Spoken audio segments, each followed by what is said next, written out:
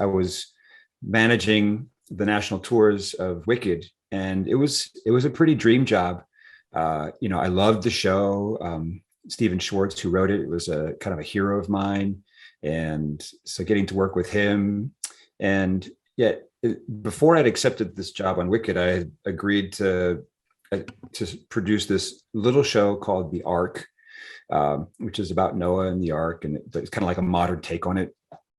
And I felt a deep loyalty to this little project of mine. And so I left this really kind of secure and high profile job on Wicked, because, a secure job in the theater is a contradiction in terms, but I had that, yet walked away with Emily's support.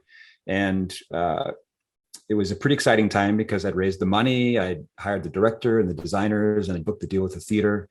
And it was extra exciting because Emily was due to give birth to our fourth child now, our first son, the day that this show is scheduled to open. And the show came and it opened up, and it was a great time. The audiences loved it. And we had a big party afterwards. And then Emily, right on schedule, went into labor and gave birth to our beautiful boy. And I said to my producing partner, hey, I'm going to take a day, 24 hours. I'm just going to go be with my girls and our new son. And so I went off radar. And while I was in the hospital, the reviews came out, and they weren't amazing. They weren't terrible.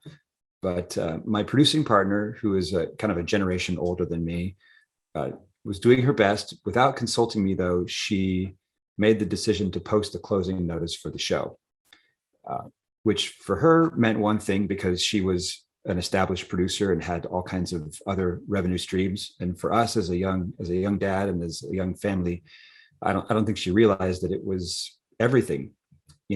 Basically, when I came out of the hospital and found out that the show was closing, I was broke, I was unemployed, and quite frankly, I felt humiliated.